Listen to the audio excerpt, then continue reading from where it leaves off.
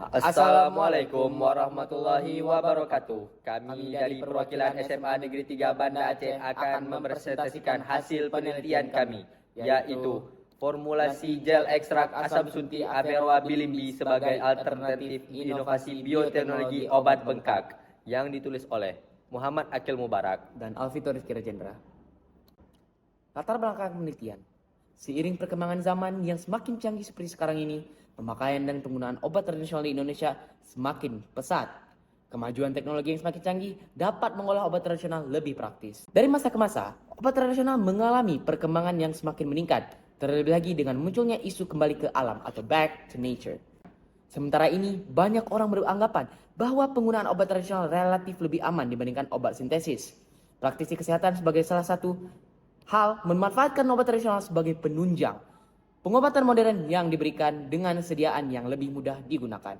Proses percobaan pembuatan buah belimbing ulu menjadi asam sunti atau Averrhoa bilimbi pada awalnya adalah ketika buah belimbing ulu sebanyak 3 kg dicuci bersih lalu dijemur di bawah sinar matahari sampai berubah warna menjadi kecoklatan. Setelah mendapatkan kualitas asam sunti yang baik, barulah buah asam sunti dapat dibawa ke laboratorium Fakultas Farmasi Universitas Syah Kuala.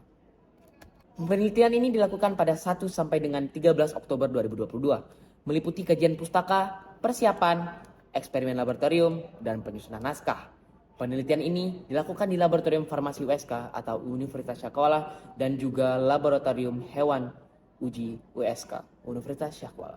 Adapun langkah-langkah yang kami lakukan dalam penelitian ini. Penelitian ini dilakukan dengan melakukan eksperimen, laboratorium dan studi literatur yang berkaitan dengan tujuan penelitian dan referensi yang menunjang pengumpulan data dan analisis. Kemudian dianalisis secara kualitatif variabel maupun kuantitatif. Baik, selanjutnya kita berada di pembahasan. Yang kami akan bahas kali ini adalah langkah-langkah formulasi ekstrak gel. Dimulai daripada pemotongan. Asam sunti yang sudah dikeringkan sebanyak 3 kg dipotong menjadi kecil-kecil menggunakan pisau dapur. Pemotongan ini berguna agar untuk pada tahap selanjutnya yaitu maserasi, asam sunti akan larut dengan etanol secara cepat jika dibandingkan tanpa memotong. Lalu maserasi sendiri itu adalah proses merendam sampel dalam pelarut organik pada suhu ruangan. Selanjutnya ada homogenisasi. Lalu homogenisasi ini juga dapat digambarkan sebagai pencampuran beberapa hal terkait ke dalam suspensi atau emulsi.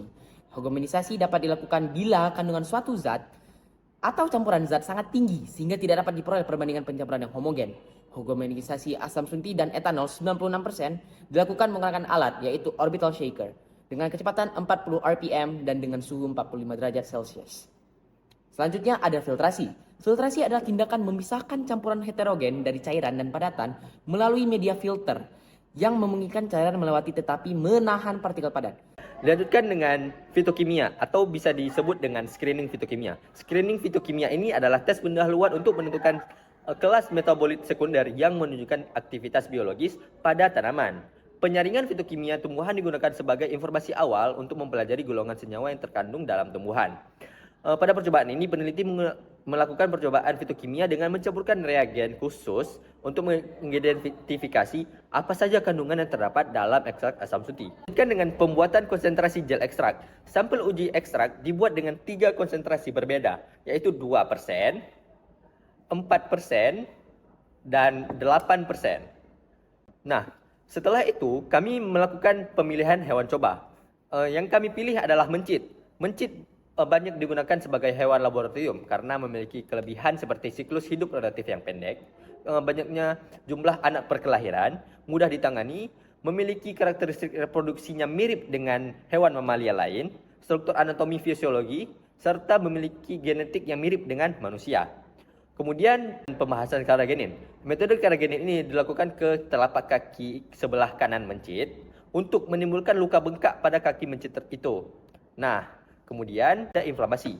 Cara kerja aktivitas inflamasi diawali dengan adanya iritasi, di mana sel tubuh memulai proses perbaikan sel tubuh yang rusak. Kesimpulan dari penelitian kami adalah yang pertama, kandungan gel yang diekstrak dari asam sunti dapat digunakan dengan sebagai obat bengkak pada kulit. Lalu yang kedua adalah pemanfaatan gel ekstrak dari asam sunti ini dapat menyehatkan kulit. Dan yang ketiga, menjadi suatu inovasi dan terobosan baru dalam pemanfaatan di bidang bioteknologi. Sekian dari presentasi kami. Mohon maaf apabila ada kesalahan atau kekurangan. Kami akhiri wabillahi taufiq wal hidayah. Wassalamualaikum warahmatullahi wabarakatuh.